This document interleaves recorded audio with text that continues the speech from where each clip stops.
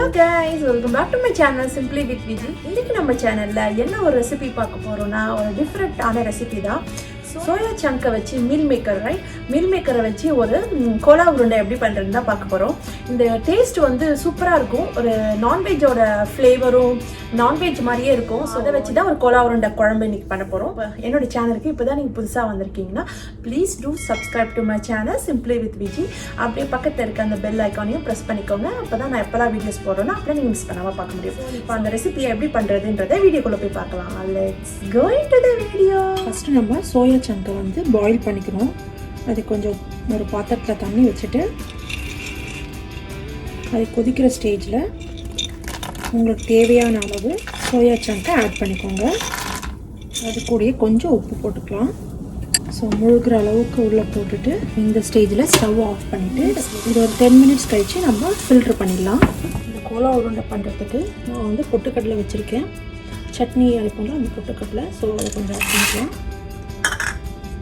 Cashews வச்சுருக்கேன், ஒரு 6-7 cashews, அதையும் ஆட் பண்ணிக்கலாம். ஸோ இதை வந்து நல்லா பொடி பண்ணிக்கலாம். ஸோ இது நல்லா பவுட்ரு பண்ணியாச்சு. இந்த சோயாவை வந்து நம்ம வேக வச்சு எடுத்தாச்சு, நல்லா வெந்துருச்சு. நம்ம இதை வந்து ஒரு ஜாரில் போட்டு அரைச்சி எடுத்துக்கலாம். ஸோ மிக்ஸி ஜாரில் போட்டாச்சு. இதில் கொஞ்சமாக சோம்பு ஆட் பண்ணிக்கலாம். ஒரு 1/2 ஸ்பூன் அளவுக்கு சோம்பு ஆட் பண்ணிக்கோங்க. ஸோ இதை வந்து நம்ம அரைச்சாச்சு. இது கூட நம்ம கொஞ்சமாக மஞ்சள் பொடி, ஜிஞ்சர் கார்லிக் பேஸ்ட் கொஞ்சம், நிறைய போட வேணால் ஒரு 1/4 ஸ்பூன் போட்டுக்கலாம்.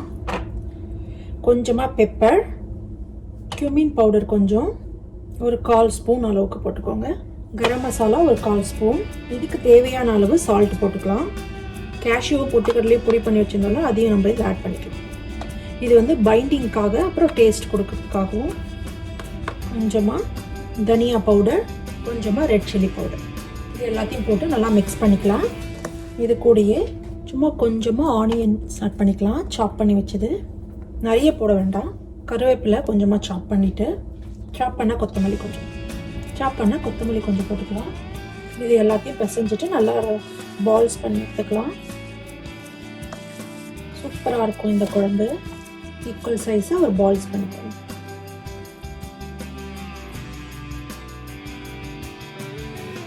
இந்த மாதிரி சைஸில் முடிஞ்ச அளவுக்கு ஈவனாக வந்து பால்ஸ் பண்ண பாருங்கள். ஸோ அப்போ அது குழம்புல கிரேவியில் போடும்போது நல்லாயிருக்கும்.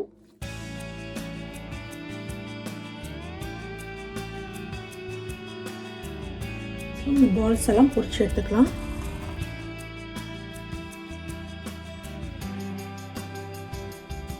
ஸோ குழம்பு பண்ணுறதுக்கு ஒரு பாத்திரம் வச்சுட்டு 2 ஸ்பூன் அளவுக்கு ஆயில் விட்டுக்கலாம். 2 டேபிள் ஸ்பூன் எண்ணெய் காஞ்ச உடனே சோம்பு கொஞ்சம் 1/2 ஸ்பூனு, 1/4 ஸ்பூனு சீரகம், ஆனிஸ் ஸ்டார், லவங்கம், ஜாவித்ரி, 3 ஏலக்காய், பட்டை இதெல்லாம் வச்சுருக்கேன்.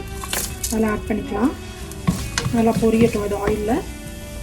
2 பச்சை மிளகா, கருவேப்பிலை வச்சுருக்கேன், அதையும் ஆட் பண்ணிக்கலாம். ஒரு பெரிய வெங்காயம் ஒன்று கட் பண்ணி வச்சுருக்கேன், அதையும் ஆட் பண்ணிக்கலாம்.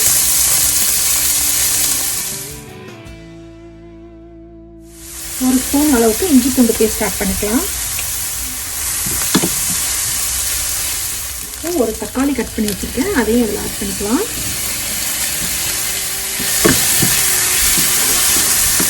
அது வந்து உப்பு போட்டுக்கோங்க. தக்காளி சீக்கிரமாக குக் ஆகும். கொஞ்சோண்டு மஞ்சள் பொடி. தக்காளி நல்லா குக் ஆகட்டும். க்ளோஸ் பண்ணி வச்சு ஒரு 3 மினிட்ஸ் குக் பண்ணிக்கலாம். தக்காளிலாம் நல்லா குக் ஆகிட்டுருக்கு. இதில் நம்ம ட்ரை மசாலாஸ்லாம் ஆட் பண்ணிடலாம்.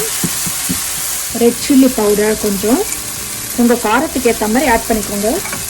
நான் 1 ஸ்பூன் ஆட் பண்ணியிருக்கேன். Coriander powder 2 spoon. 1 ஸ்பூன் அளவுக்கு குழம்பு மிளகாய் பொடி யூஸ் பண்ணுறேன்.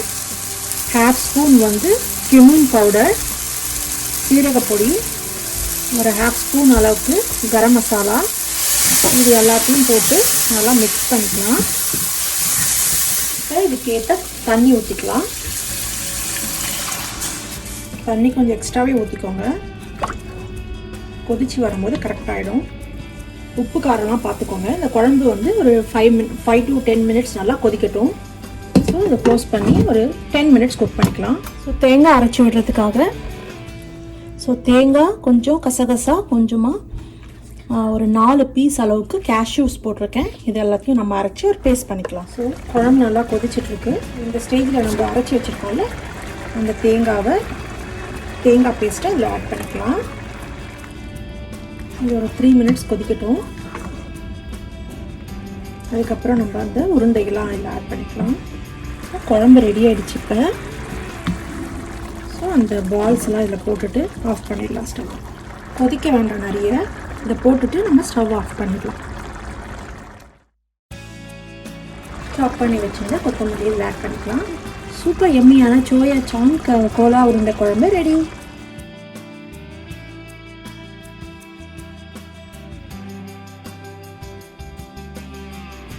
ஐ ஹோப் உங்களுக்கு இந்த ரெசிபி பிடிச்சிருக்கும்னு நினைக்கிறேன். கோலா உருண்டை மீல் மேக்கர் கோலா உருண்டை குழம்பு ரொம்ப யம்மியாக இருக்கும். நீங்கள் கண்டிப்பாக ஒரு தடவை ட்ரை பண்ணி பாருங்கள். சூப்பராக இந்த மெத்தடில் பண்ணிங்கன்னா அந்த உருண்டெல்லாம் உடையாமல் சூப்பராக வரும். ஸோ நீங்கள் இதை வீட்டை ட்ரை பண்ணி பார்த்துட்டு எப்படி வந்திருக்குன்றதை கமெண்ட் பாக்ஸில் கமெண்ட் பண்ணுங்கள். இந்த வீடியோ பிடிச்சிருந்ததுன்னா நிறைய லைக்ஸ் கொடுங்க. I see you guys in the next video. Until then, stay safe and be positive. Bye.